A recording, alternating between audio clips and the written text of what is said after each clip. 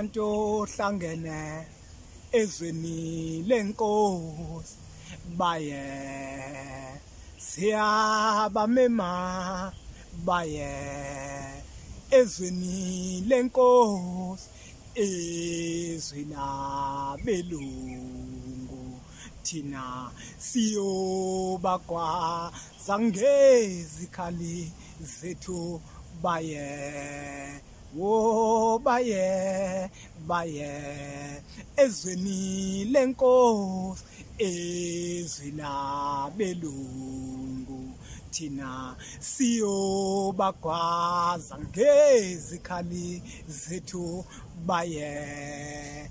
Awusuka madoda ngayibiza ngunduna kaNdaba, ungizwa ngiyibiza kanjena, ngibiza ihubo lakithi ekuyilona masithi masenze umsebenzi emagcekeni akofuze fulele omashiya amahle ngathi bazoshumayela, bese siyalibiza sesikhuphuka siya endlini yasenhla.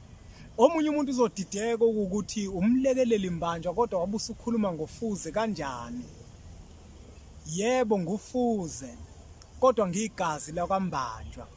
Uzokhumbula ukuthi uma uyingane abazali bakho bengacacanga, kusuke ngingaliwe futhi ngingaphikiwe ukuthi usebenzise isibongo sikayihlo okanye ubize isibongo sikayihlo, kodwa bese usebenzisa isibongo sakomalume bakho la usekeleke khona. Ngoba kunomehluko ukusibiza isibongo nokusebenzisa isibongo. Impunga yesintu ke umfo kaMbanjwa, umshana wakofuze. Ngesizathu sokuthi abazali bami abacacanga, ngisekeleke kofuze. Konke nginako kwakofuze. Konke nginako nengiyikona okwakofuze ngoba ikhona la engisekeleke khona. Angikho ke lapho.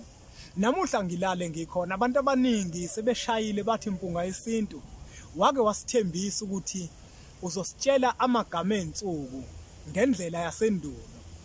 Ngoba kulesikhathi namuhla siyabona kuthiwa umsombuluko, uLwesibili, uLwesithathu, uLwesine, uLwesihlanu, umgqibelo kanye isabatha kube yisonto. Ngezikhathi zasendulo kwempunga yesintu insuku zazibizwa kanjani.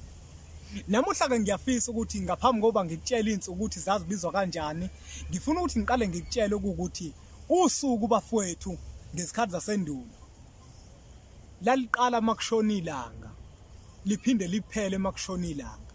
Ngenkathi inhlavelanga iqala isitha lwalube seliphelile usuku, lwalube seliqalile futhi olusho usuku. Kodwa ngesizathu sokuthi sesiphila ngamakhalende ondlebe zikhanya ilanga nangesikhathi sondlebe zikhanya ilanga ngokwamazwe abo ahlukene, usuku sithi lihlukana ebusuku phakathi kwamabili. Amampunge lawo ngokwesintu sethu usuku luhlukana makushona inhlavelanga. Luqala makushona inhlavelanga luphinde liphele makushona inhlavelanga. Namuhla ke ngifuna ukuthi sibuke ngoWhasApp ukuthi insuku zazibizwa kanjani, zaziqala nini futhi. Insuku bafowethu zaziqala ngaloko ekuthiwa yisonto. Ngesonto ke ngezikhathi zasendulo kwakungashiya ukuthi isonto, kepha kwakuthiwa undulela. Nakhona futhi kwakhona izathu eziningi ezinzulu ezazenza ukuthi incithabuchopho zakithi zithi undulela. Ngesikhathi zasendulo kwakuthi makundulela yila abantu babendulela khona ukwenza izinto ngamafuphi, babeqala ukwenza izinto ezithile abasuke bezozenza bona njenganabantu. Bese kuzothi umsombuluko kwakuba usineke ngokwasendulo. Ngemuva kokuba sebeqalile konke kade bekwenza, bese bezinika isineke ngakusasa sokwenza lezo zinto esebeqalile ukuthi bazenze. Umsombuluko lengikhuluma ngawo. Bese kuthi uLwesibili bafowethu wona kwakade kuqaqa.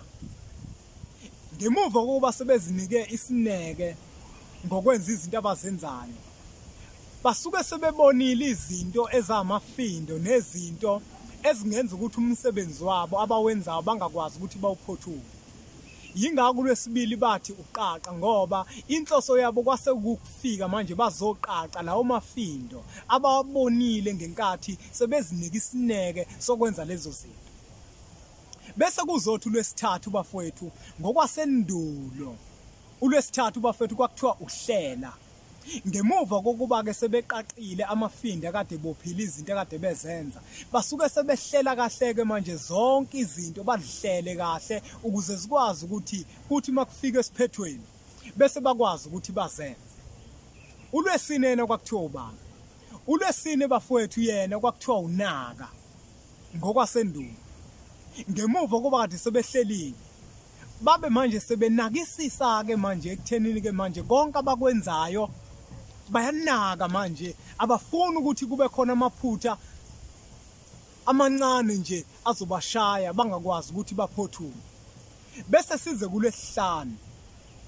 ULwesihlanu bafowethu wona ngokwasendulo kwakuthiwa uqeda. Yilapho ke lezi zinto lezi ngemuva kokuba kade sebenakisisile ngayizolo entweni abazenzayo ukuze bakwazi ukuthi baziphothule kahle. NgoLwesihlanu base sebeqedela konke ababekwenza. Yingakho kwakuthiwa uqeda. Ngesikhathi sasendulo ke bafowethu abantu babemazisa umkhulu womkhulu, umvelinqangi. Ngoba abantu basendulo babekade bemdumisa umkhulu womkhulu. Bemdumisa ngemfuyo, bemdumisa ngokulima kanjalo nokutshala. Umgqibelo ke bafowethu ngokwasendulo kwakuthiwa uthoba.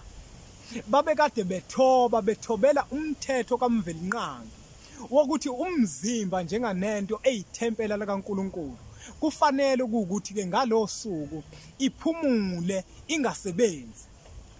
Bafowethu angifuni ukugeqa amagula ngesizathu sokuthi ngishicilele lapha KwiNcwadi esihloko sithi Sithin Isintu kokusiza na ukuthi uzitholele yona lencwadi ngoba iwumbelo ogwansile. Lensuku lezi bafowethu zibalekile kakhulu. Endulo ayikho into eyikade yenziwa uthola ukuthi isizathu sokuyenza asikho. Kodwa endulo zonke izinto ezazenziwa isizathu sazo sasikhona. Ngesikhathi sasendulo ke bafowethu usuku laliqala makushona inhlavelanga, usuku luphele makushona inhlavelanga. Izinsuku ke bafowethu lezi kade ngizisho, uma ufisa ukuthi uzifundele zona kabanzi, zitholela incwadi yempunga yesintu esihloko sithi Sithin Isintu, uzozithola zinjengoba zinjalo. Kuchaziwe kabanzi okuwukuthi lensuku zazisho ukuthini, zazibasiza ngani abantu basendulo. Ngoba mangingabuza nje ukuthi umsombuluko usho ukuthini, uLwesibili usho ukuthini, ukugqugquzela ngani, yini okukhuthaza ngayo, abantu angeke bakwazi ukuthi basitshele. Zitholeleke nawe le ncwadi zempunga yesintu, ziyatholakala noma ngabe kuphi, nasezitolo ziphinde zitholakala. Impunga.